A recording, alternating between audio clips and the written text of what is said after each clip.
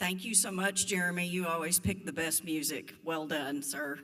Hey, good morning, everyone. Welcome to the University of Arkansas Pulaski Technical College and our observance of Women's History Month. We're honored to host this important panel discussion today, centered on the theme, Moving Forward Together, Women Educating and Inspiring Generations. And for everyone in the room and our panelists, 11 o'clock classes are just now getting out and coming in, so there may be some more folks coming in, but a little bit of housekeeping on that. Jacoby Easter tells me that the sign-in sheet for bonus points will be on the desk out front after the session is over. Very tricky move on his part to make sure everybody comes and stays. I love it. I love it. Before we begin, I'd like to extend our sincere gratitude to our sponsors, Arkansas Humanities Council and the National Endowment for Humanities. Their support has helped make this event possible today. Also, thank you to everyone in the room, students, faculty, staff, and our community members that are here today. According to the National Women's History Museum, Women's History Month, observed annually in March, originated from the local Women's History Week celebration in Sonoma County, California in 1978. Yes, I was alive then. Okay. Time to coincide with International Women's Day on March 8th. This initiative quickly gained traction, inspiring similar celebrations across the nation. In 1980, though, the Women's History Project, along with other women's groups, successfully lobbied for national recognition. President Jimmy Carter, God rest his soul, issued the first presidential proclamation declaring the week of March 8th as National Women's History Week. Subsequent presidents continued this practice until 1987, when Congress designated the entire month, as it should be, of March, that's right, Women's History Month. Women's History Month is a time to recognize and celebrate often overlooked contributions of women throughout history and in contemporary society. The National Women's History Alliance establishes a yearly theme, and with 2020's theme being Moving Forward Together, Women Educating and Inspiring Generations, highlighting the crucial roles of women in the past and the present day. With this, I'm wearing white today to honor the women and men who came before us. Alice Paul, if you have not heard her oral history, it is stored at the Library of Congress, and her contribution to the suffrage movement in the 19th Amendment in 1920 allows me to vote, allows all of you to vote.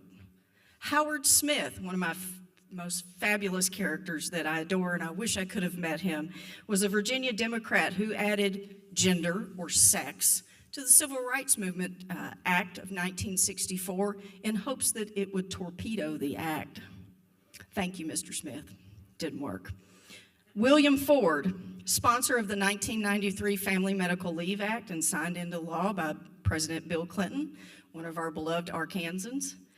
And last but not least is Lilly Ledbetter. If you're not familiar with her story, she worked for Goodyear Tire, and she changed the precedent of the number of days in which you have to report unequal pay. And at that point in 2009, President Barack Obama signed the Lilly Ledbetter Fair Pay Act. Last but not least, I definitely want to thank everybody's mother.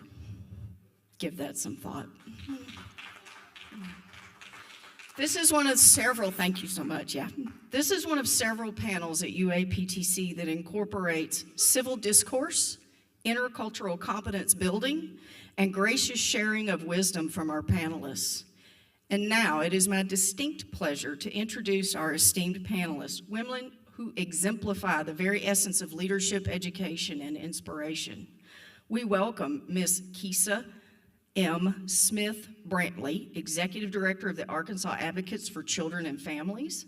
Her extensive public service and dedication to children and youth make her a powerful voice in our community. Next, we welcome Dr. Shana, damn, get it right. Shana Spriggs-Loring, she told me to call her Shay, Spriggs-Loring, Assistant Superintendent for School Performance for the Little Rock School District, more great announcements coming from her in the near future in relationship with UA-PTC. Her commitment to creating equitable learning environment is truly commendable. And finally, we're honored to have Kathy Owen, Chair, President, and CEO of State Holding Company and Executive Chair of Eagle Bank and Trust Company. Her remarkable career in banking and community leadership is an inspiration to all. Our moderator for today's discussion is Dr. Anna Hunt, our Provost and Chief Academic Officer. Yep, let's give them all a hand. Whoop, whoop. Dr. Hunt offers a steady hand as she leads all things academic at UA-PTC. She will guide the conversation. Please join me with a warm welcome for our distinguished panelists and our moderator today. Whoop, whoop. Thank you so much, Dr. Hunt. Thank you, Dr. DePro, and good morning to everyone out there in the audience. We appreciate your time as well as the time of our panelists, and we're so thankful for your time today as we engage in this conversation. I'm going to jump into the questions just right out, rapid fire. I'll call you by name, and then if one of the others would like to contribute to the question as well, please feel free. We're very relaxed. So, Ms. Keesa, let's start with you. What are some of the potential obstacles specific to women entering the C-suite or the executive suite? What are some ways organizations can address these challenges? So thank you so much, and thank you for allowing me to be here with you all today. You know, I would say as it relates to, barriers to getting into the executive suite, getting into the C-suite, I mean, the biggest barrier is going to be obvious, which is who's in the suite currently, right? There's not a uniform answer to that as to whether or not it's a benefit, as to whether or not there's men or women in that suite. I think as it pertains to us and advancement and just looking back over my career, it really matters whether or not the individual there is open to having new ideas, new thoughts, and providing new opportunities for the individuals that are coming up. Because as we know, or as we have seen likely, there is a lot of gatekeeping in the space. A lot of individuals like to get there and not bring anyone and draw the ladder up once they get there. And so it's important, what's the ideology of the individuals that are leading an organization? I would also like to add that no doubt females are generally the primary caregiver, responsible for the children, sometimes responsible for parents or another generation as well. So I think that women often neglect to really think about timing with their career, that we often want it all at the same time. But if you will think through the planning and the timing, your children probably need you a lot more while they're young, or you may have a partner or a spouse that needs you during a particular time of their life more. And I know I could not have been nearly as successful as I've been in the long haul of my career if I would have tried to do it all at the same time and not given my children the attention they needed while they were younger. Okay, moving on. Ms. Shea, how has your personal experience as a woman shaped your career path? First, again, thank you for having me here and giving me this opportunity. I think that everyone's lived experiences shape their career paths. I definitely know and understand that as a woman, there were certain hills and certain obstacles in my path that probably would not have presented themselves if I were a man. A perfect example is to speak to what Kathy just said. A lot of times women are in their career paths forced to consider the age of their children, if they're caregivers to their parents, pregnancy, nursing, things that men are not forced to or even think about and consider when they are pursuing their goals.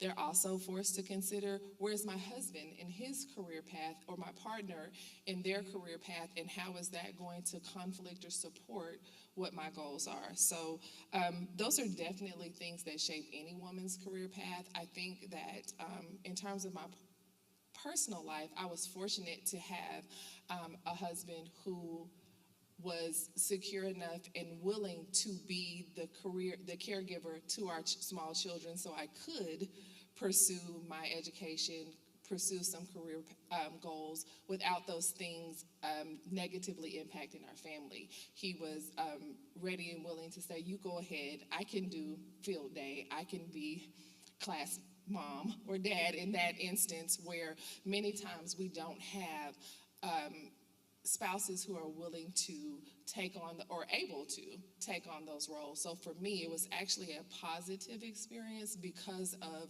the partner that I chose and who chose me, that I was able to pursue things that can be barriers or have been barriers to other women.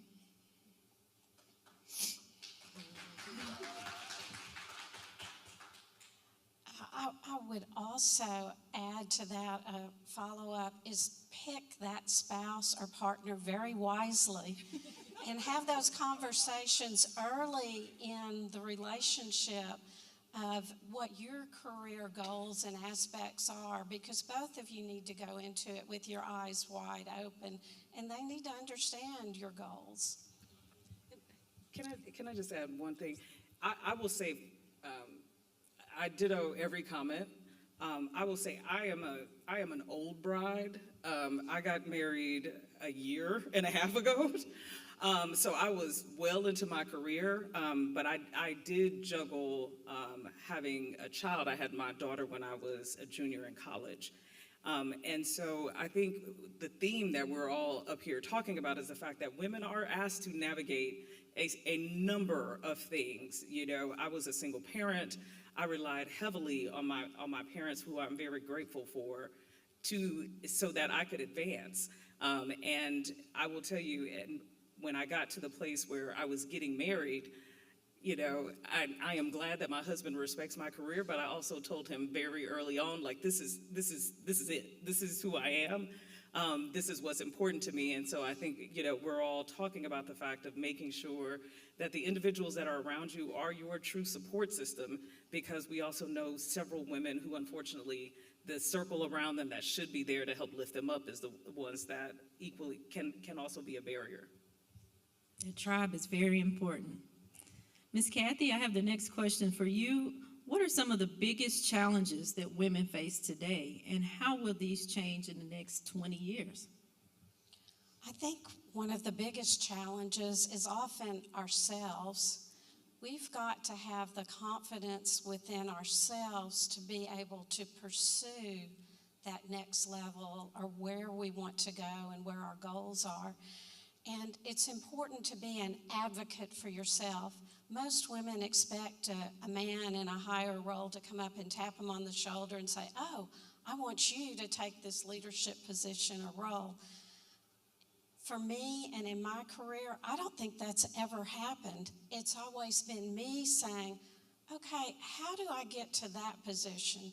Tell me how I get to where you are. What do I need to do? What do I need to accomplish?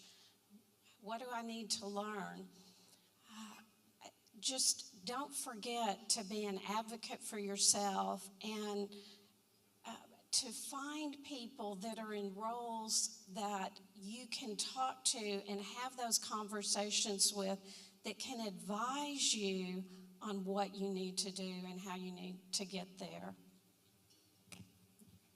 I think I would add too, one of the challenges and things that we see is that people often wait for a company or an organization to have an opening or a position for them. I think the biggest challenge is convincing ourselves to stop waiting, to go make the opportunities, to go make and find places and spaces where you can then display your talents, to create your own lanes. And also, another challenge is fighting against the syndrome or the idea that in every arena of our lives that women are mothers. Because even in our corporate jobs, we are expected sometimes to mother. We're expected to be the person who takes care of everyone. Did you do the birthday celebrations? Did you put the coffee on? And really standing and challenging those stereotypes of what the role of a woman is. You are an executive, sir. I am an executive as well. I believe we hired somebody to make coffee. So I think that's one of the biggest challenges, and that we stand up and advocate for ourselves in that way, and other women, and that men in these roles also stand up and advocate for us as well. Well, and I failed to answer the second part of your question on where it's going in 20 years.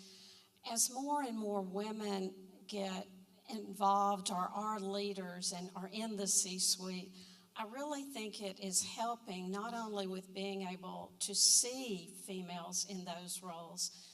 That is huge for those that are coming up and have goals in it, but also they're making changes and they're laying the road to make that path a little bit smoother. I'm not saying we're there yet, but to make it smoother and make it better, and so that you're not the only female at the table or the only female in the room trying to advocate for what needs to be done. Excellently said. Ms. Keesa, what advice would you give to your younger self? So I think it's along the theme of what we're talking about and what we just mentioned in the last question. You know, I spent a lot of time as a young woman trying to come up and saying, well, that's not fair. That's not right. Like, oh, they picked him. He don't know what he's doing. And the reality is that, you know, I needed a mentor and I needed a tough person to tell me life is just not fair. There is going to be times where you are the most talented, you are the most knowledgeable, your experience is more than anyone else's, and you will not get chosen. And that's just a reality of life that we have to deal with.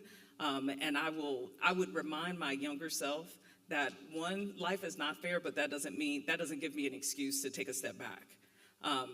My responsibility is to know who I am, know what I have the ability to achieve, and to keep going forward. And the second part I would say, you know, that I would say to myself is that, you know, for a major part of my career, I've been involved in politics.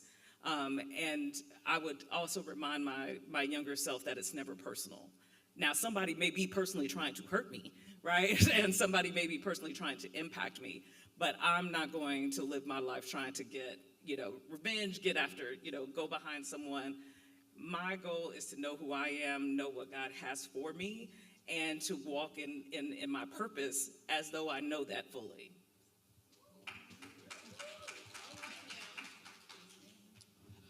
Not really. She said it very eloquently, but also just add that I would tell myself that you're enough as you are. You're going to grow and evolve and get better, but you're enough. And don't shrink yourself to fit into the idea of what someone else would like for you to be. Show up as yourself, be reflective, and know ways that you can improve and grow, but still be the person that you were created to be.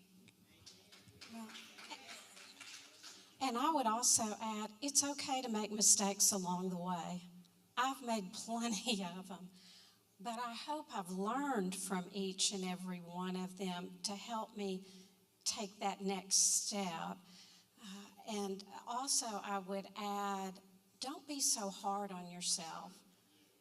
I know for me, I would question, okay, was that the right thing to say? Should I have applied for this instead of this? Or should I have volunteered and done this? Should I have worked 2 more hours there? Or just make the best decision that you feel like you can make with the information that you have at hand, and be proud of that decision and learn from it and continue to grow. Thank you. Okay, Ms. Shea, what advice do you have for men who want to be advocates but may need some support? I think the first piece of advice I would give is to ask. Sometimes we assume, we all need support, but sometimes we make assumptions about what support a person needs and what that support looks like. And so I think in order to be an advocate or an ally for anyone, your first step should be to ask, how can I support you? What would make you feel supported in this situation? If you're asking that, I don't think you can ever go wrong. If you're making assumptions about what we need, and maybe wrong assumptions because you think women need a protector, we need someone to take up for us. That's often not the case. What we need is support. We need someone that will stand beside us and work with us, someone who is willing to say, no, she's right. No, this is a better idea. Someone that is willing to also advocate and push for more women to be in executive spaces. But I think the biggest way to advocate is just to ask the person that you're trying to support, what is it that you need?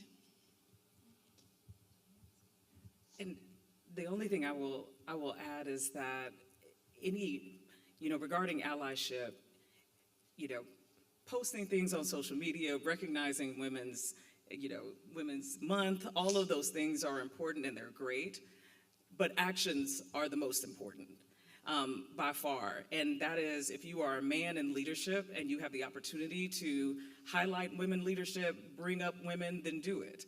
If you are a man that answers to a woman, then respect her leadership.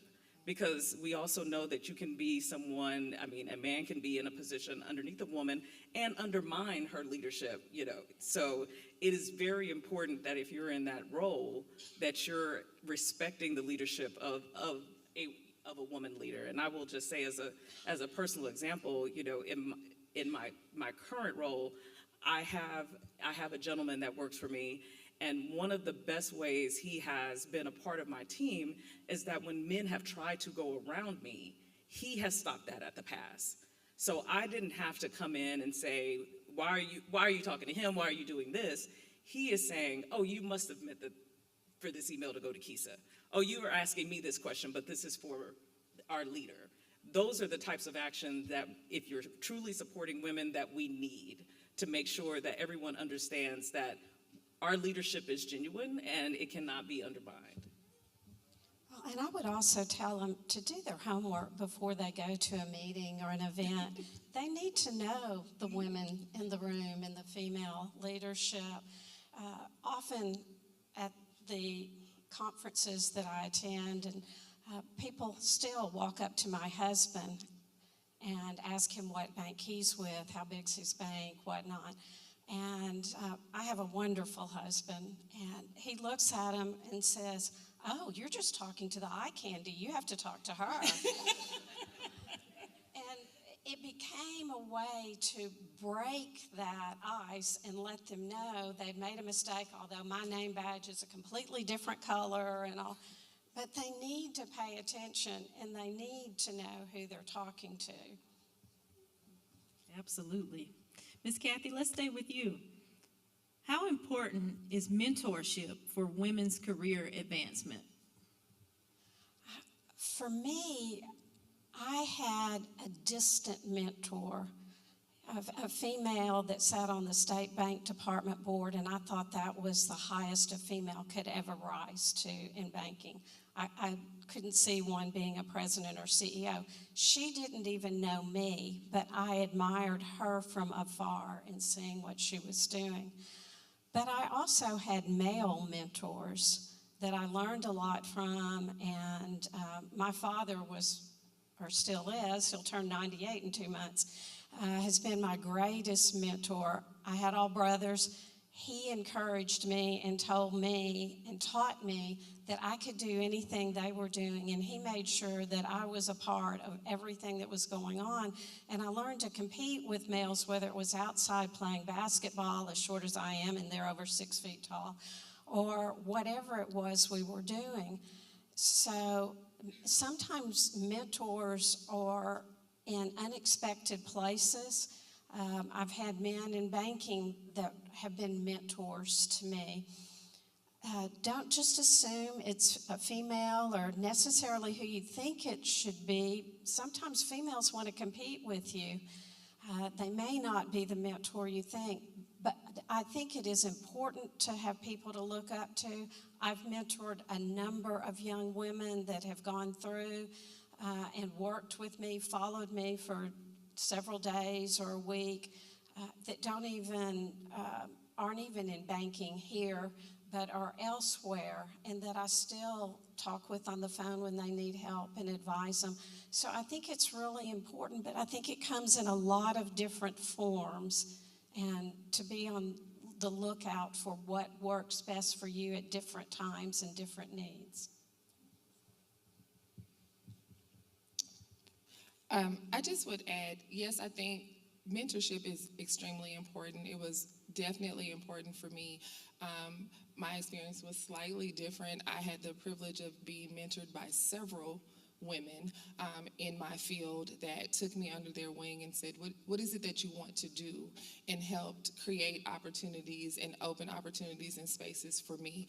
So I think that part of it, as well, is to look for women and men who will create spaces for you, who will invite you into spaces, give you a chair at the table, and also return that. Become a person who is willing to mentor others, who is willing to remember when you did not have space at the table, when you were not in these spaces, and continue to open doors and make opportunities for other people, particularly women, to be in these spaces as well.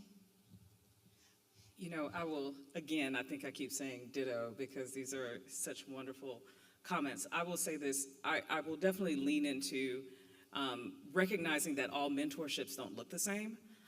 Sometimes when we are seeking mentorships, we're thinking about them specifically as it relates to careers and how you can advance job-wise. And I remember picking a mentor when I was in law school and wanting her to help me kind of navigate getting into internships. And she did help, but the biggest way that she helped me was one day she called me and she said, "What are you doing right now?" And I wasn't doing anything of importance. And she said, meet me at White House Black Market, which I can't even remember if that's still open right now. But it was, a clothing store, and I met her, and she said, you know what? She was like, she had worked in the office that I had one of my first internships in, and she was like, your dress is too short, and it's too tight. She was like, so we're gonna go get you some clothes. And mind you, she didn't set me out like Pretty Woman or anything like that. She didn't buy me a whole new wardrobe, but she said, this is important, and this is a critical part of your presentation and how you present yourself, how you look. People make spot judgments about you, and that was a lesson that stuck with me far longer than the clothes that she purchased.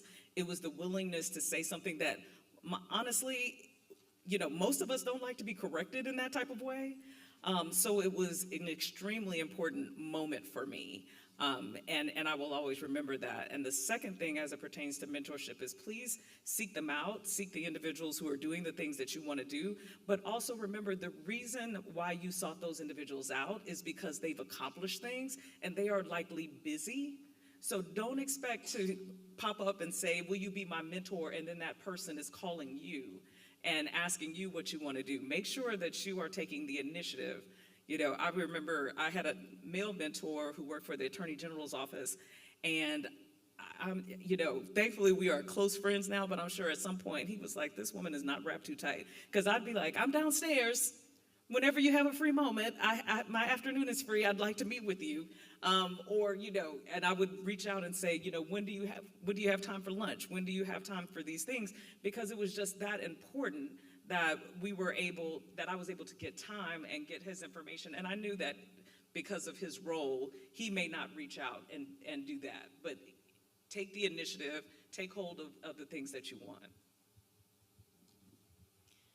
Ms. Keesa, have you ever experienced resistance when you're leading men or women? And if so, how do you deal with that? I just laugh. I mean, I think resistance is a part of leadership. If when you became a leader, everyone agreed with you, then leadership would be easy, and everyone can obtain it. The reality is that being a leader is hard. And one of the hardest lessons, and the first time I was in, like, the individual in charge and I'm making decisions, I recognize that there are going to be individuals in your life where in every front they are trying to push back against your authority.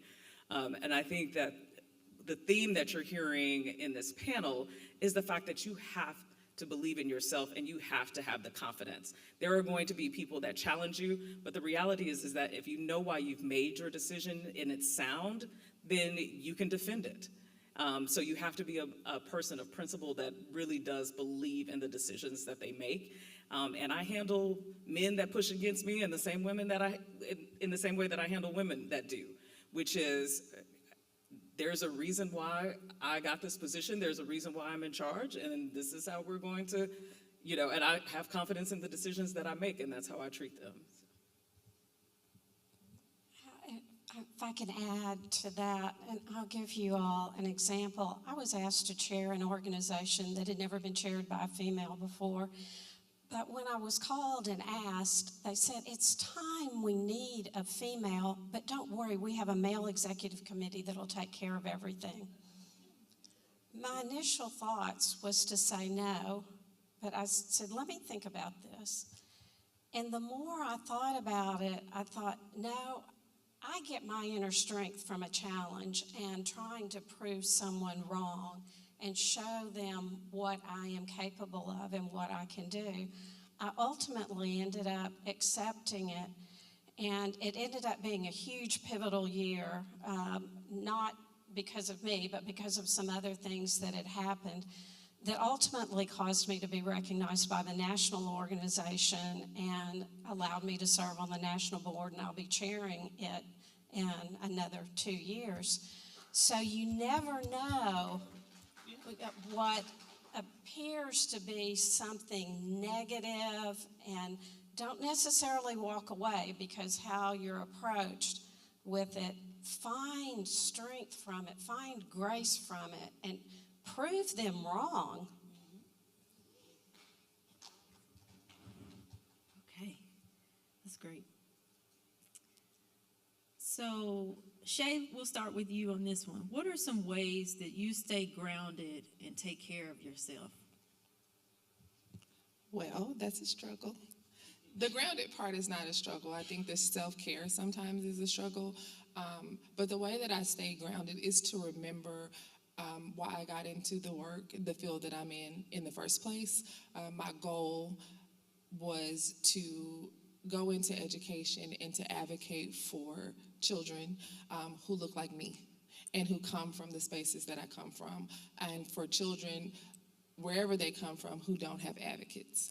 Every kid doesn't have a mom or a dad who does or even knows how to advocate for them, and so that was my goal for getting into education. And so regardless of the position, regardless of any accolades that I may get, I want to always, and I do always remember that my ultimate goal and reason for doing this work is to create better opportunities and access for kids that would not have it otherwise.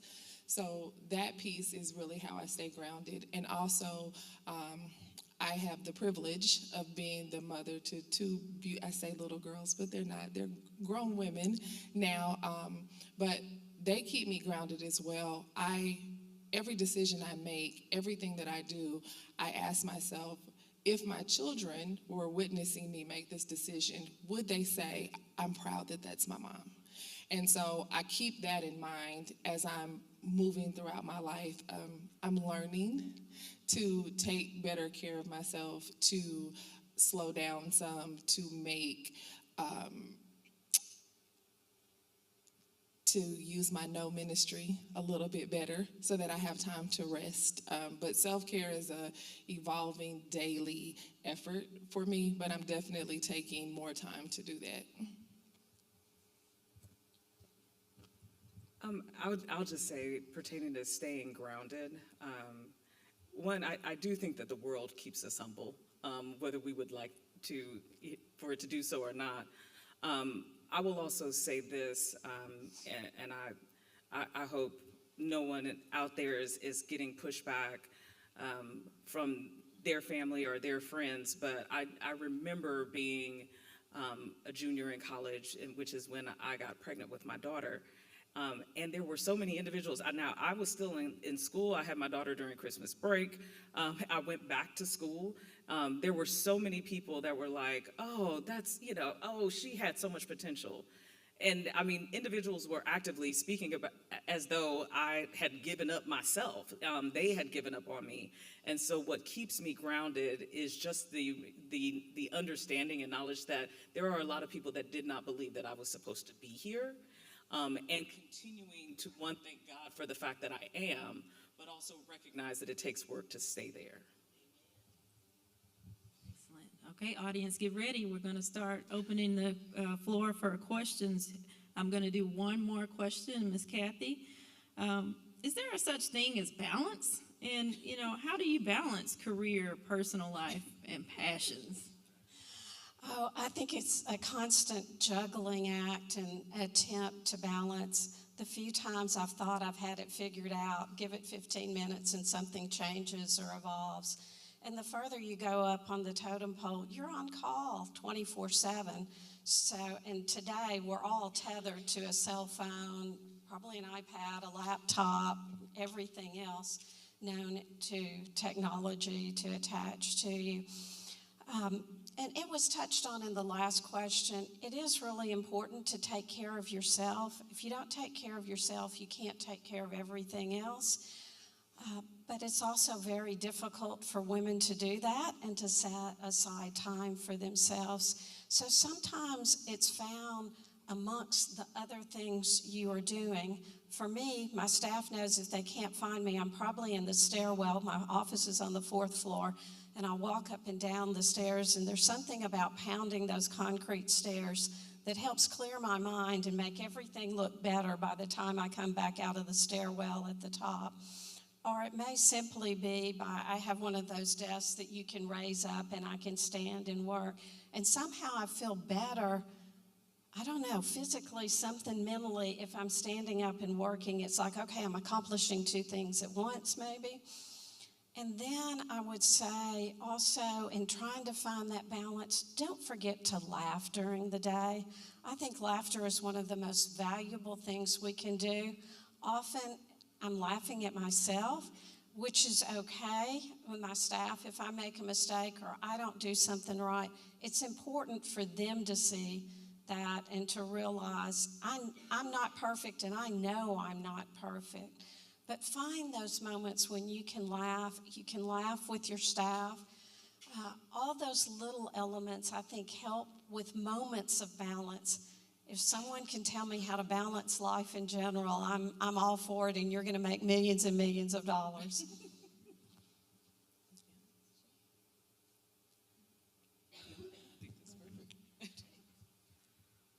Well, we are going to open up the floor for audience questions. Do we have any questions? And I'm having trouble seeing with the glare of the light, but there are mics up there if you do have questions.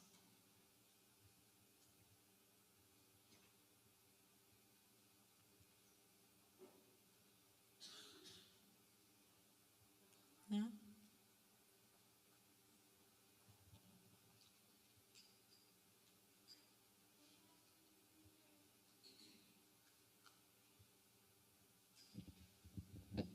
Morning, and thank you very much for all your experience.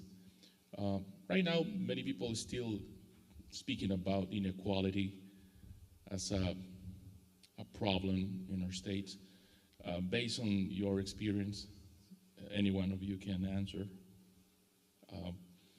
What are the most significant signs or symptoms of inequality that still remain specifically in Arkansas, that it's important for us? Thank you. And obviously that impact, the possibility of leadership on women's. I can go first. I would think 2 of the biggest signs obviously are access and pay. There are still, in many cases, there's limited access for women to advance beyond a certain point, where you may be able to be a junior executive but not a senior executive.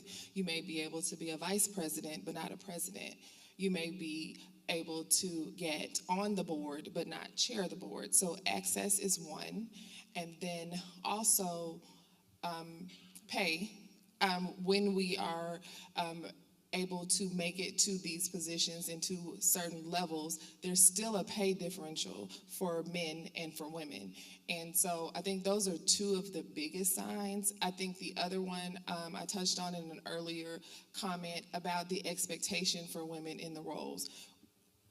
oftentimes the expectation is for the woman in the role to do more, to prove that you should be here, to prove that you made the right choice by choosing a woman rather than a man. And the last thing I would add is the challenge of, in a leadership role, balancing leading and being assertive and directive without being seen as aggressive, without being seen as, for lack of a better way to say it, the B word, that is often not associated with men who are assertive or aggressive in leadership roles. We still have to balance ensuring that we can lead and be competent in our positions, but not be seen as aggressive or unapproachable or not feminine because of our positions. And the only thing, because that is absolutely it, pertaining to inequality in the state of Arkansas, the only thing that I will add is that we are also seeing, on the federal level, but specifically on the state level, laws that are rolling back access. So, and what these laws presume is that we've achieved in Arkansas some level of equality. And so now we no longer need laws, policies, procedures that have given marginalized groups, specifically since we're talking about women access to these spaces. Now that we are rolling those things back, the concern is that we will go back to male-dominated spaces where women are not having the opportunity in order to get the access, to get the opportunity to show ourselves, improve ourselves, and to get the roles that we're talking about. I totally agree. We've got to make sure that women are still in consideration for each of those positions or fields or jobs, whatever it is, since those roles have been rolled back that are not required to consider women and minorities in those positions. So it's up to us.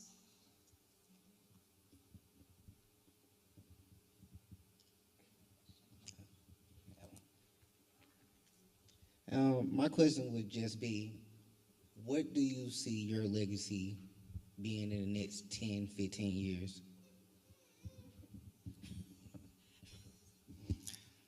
Wow. I think a big part of my legacy would be, especially in the terms of what we're talking about today as a woman, would be my children.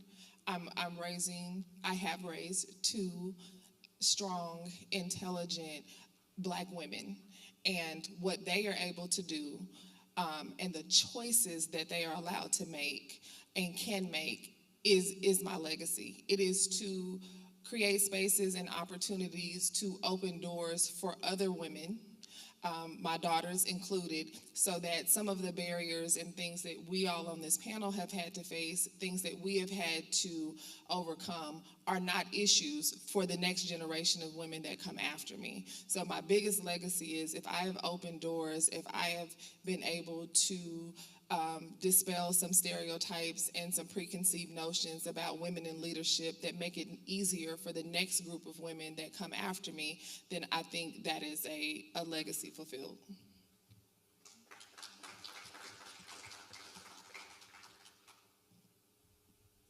Hi, I'm faculty here. Thank you all so much for being here today. And I had a question about, sort of in the same vein about legacy, as we're encouraging our students to engage with their community and be engaged, with the campus community and their broader community, what advice can we give to our students who are maybe a little bit hesitant to step into leadership roles either on campus or after college? What advice would you give a teacher? How can I best encourage my female students to follow in your footsteps? I would highly encourage them to get involved with volunteer commitments, community organizations. If you can volunteer and show up on time and do your part in your role, and maybe eventually rise up to chair a volunteer commitment, and if you can chair it and get volunteers to work and show up and play their role, then you are managing people. You're learning a lot of valuable skills. I've learned a lot through my volunteer commitments. It's free, and they are very appreciative that you have helped, and there's umpteen million wonderful organizations that you can get involved with, especially if you can find one that pulls on your heartstrings. You'll be much more successful if you really believe in it. But a lot of challenges there, a lot of education there, a lot of opportunities there. I've even been offered other jobs after I chaired a volunteer commitment because people saw what a good job was done with it. So it's a great training ground.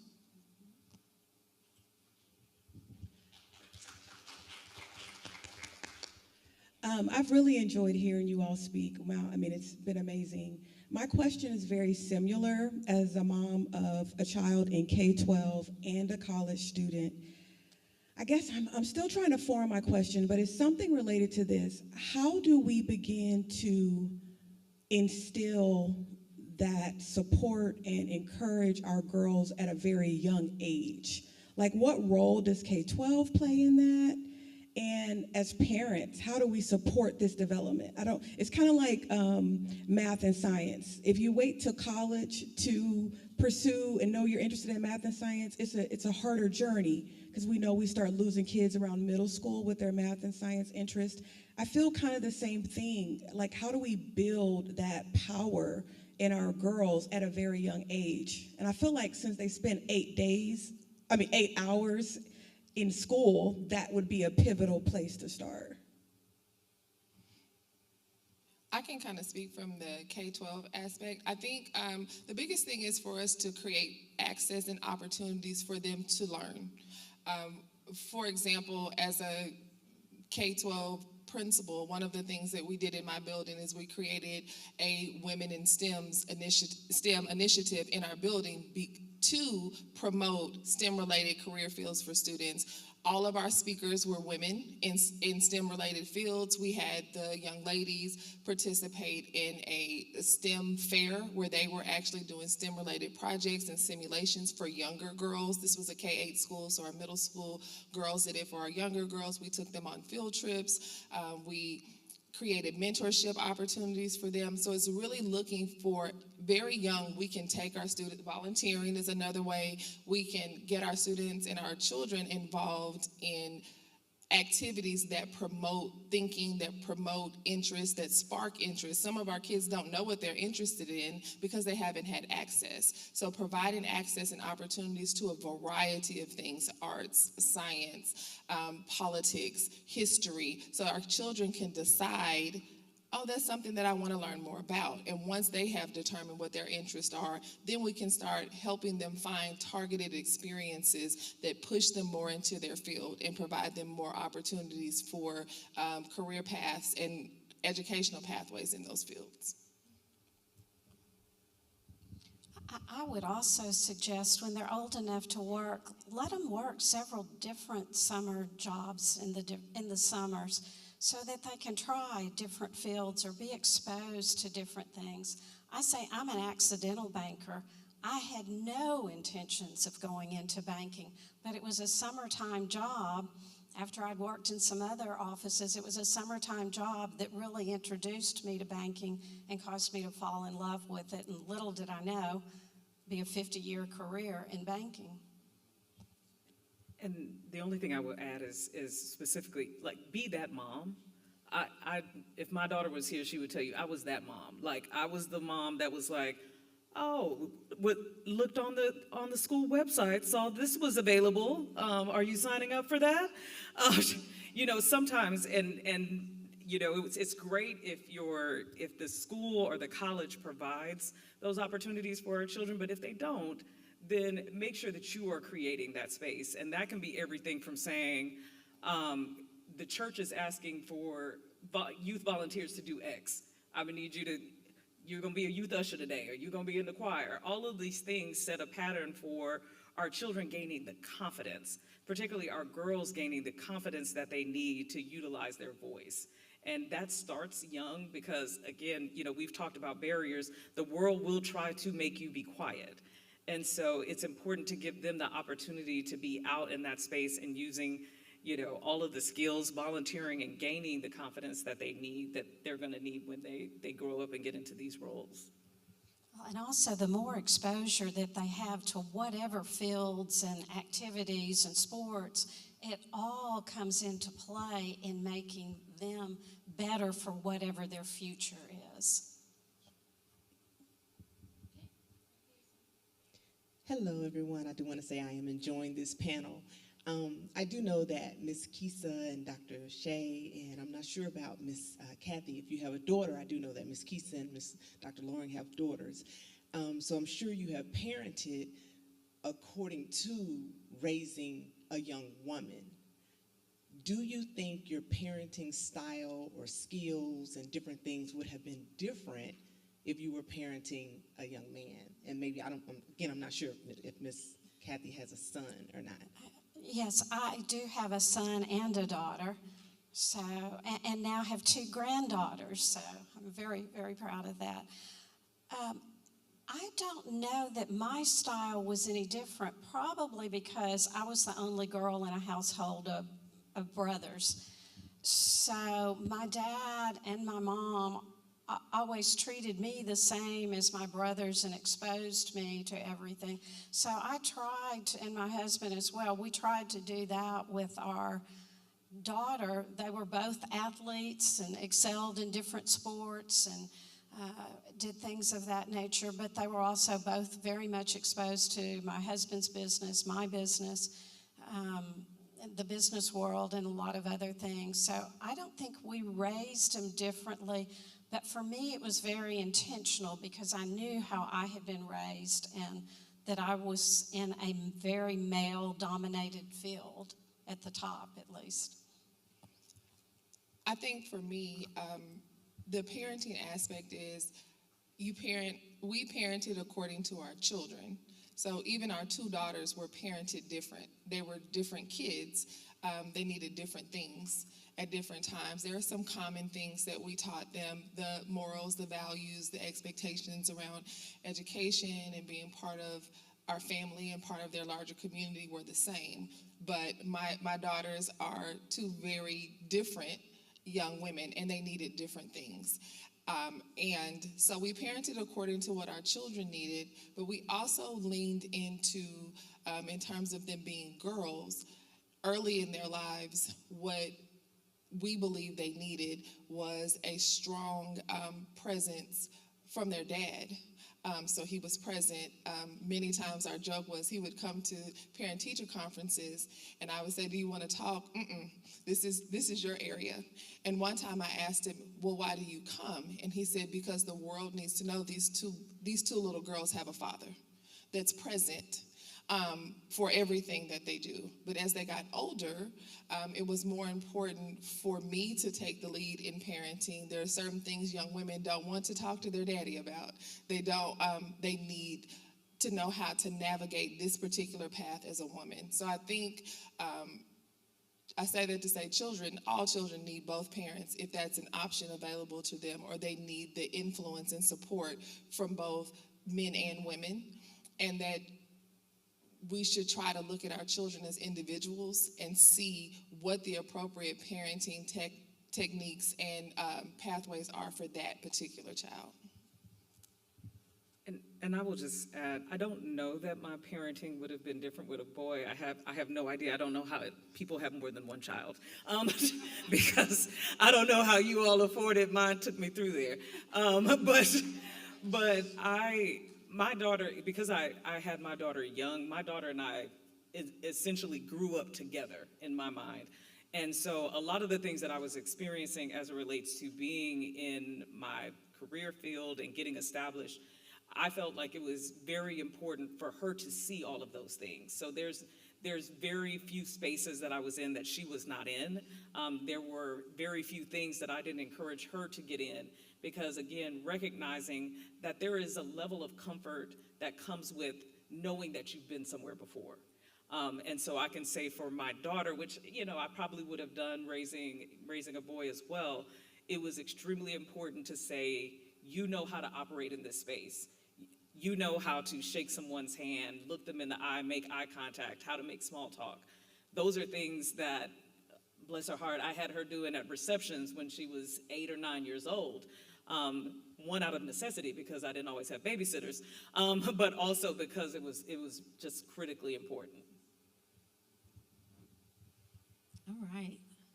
Any other questions before Well, since we I have the wrap up? microphone, I think I will ask the We last just question. have time for one more question before we close. Dr. Speck. Can you talk about how you promote gender equality in your workplaces, in your position of leadership? Maybe what is your parental leave policy or some other ways that you enable yourself and others to create that balance in the workplace?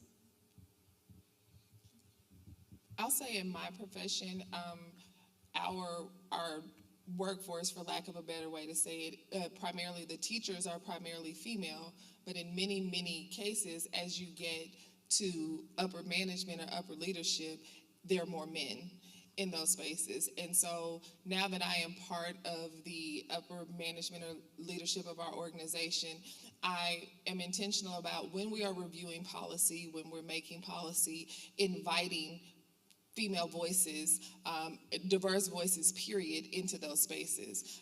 Not only is our workforce predominantly female, it is also predominantly white.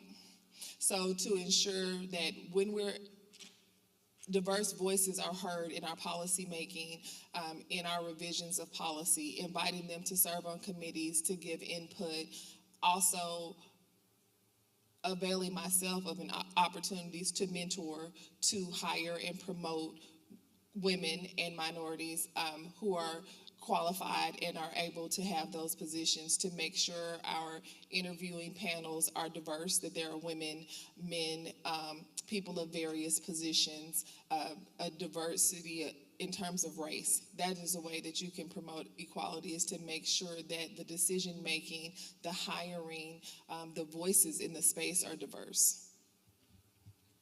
And I would just say for our organization, so we're small, we have 17 individuals statewide.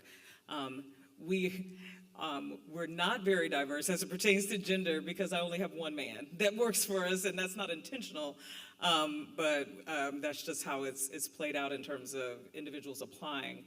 But we are very intentional in the hiring process, just like Shay mentioned. We have panels. We even have an opportunity for a small number of our staff to meet potential candidates, and they can weigh in. They have their observations and determinations about whether or not that individual will be a good fit plays a role in our hiring decision as well. Because also, while we want to hire good people, we also want to foster an environment where that remains inclusive. You did mention policy, and I will say this is close to home because I just finished a very long stint finishing our personnel policy for our organization. And I will say, if anyone has the opportunity to be in charge of personnel policies, that is so critical because it really does determine whether or not individuals can be successful. And so one of the things that's a priority for us is things like you mentioned. We're very supportive of extensive maternal and paternal leave. That is something that we advocate for on a state level, so we don't want to be hypocritical and not believe in that in terms of the policies we put in place. But we also offer a large amount of flexibility, meaning that you can accrue flex leave in our organization. You can use that middle of the day so that individuals can handle things, specifically if you're navigating small children or just trying to run errands. Which is important. And I am a longtime state employee, so my folks had to bring me along because for anyone who's worked for the state, you know that they don't really care when you're sick and you need time off. And so we lean into, while still having boundaries, we definitely lean into having flexible schedules, opportunities for individuals to work at home. Because as life has evolved, as the pandemic has shown us what we have the capability to do, we also need to make sure that when individuals have things like small children, parents that they're taking care of, children with disabilities that they're taking care of, that is not a barrier to individuals, good quality individuals being hired and being able to advance. All right, thank you so much to our panelists. We'll turn it back over to Dr. DePro for her closing remarks. Thank you.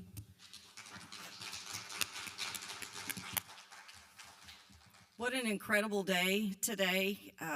While I listened to these women and their sage advice, 5 things popped out to me. Number 1, gain experience in unconventional ways. That's good advice. It's fabulous. Number 2, work hard, perseverance. 3, empowerment and advocacy. 4th, find some balance. You're going to have to do it. And last, and it's one that I use with my 3 nieces, and I tell myself this all the time, and I love it, don't wait. Don't wait. So with that, thank you so much, Dr. Hunt, Ms. Smith-Brantley, Dr. Spriggs-Loring, and Ms. Owen for your gracious sharing of wisdom today. Thank you to all of our guests and our students and all of the wonderful questions that were asked. Last round of applause, and please come up and introduce yourself afterwards.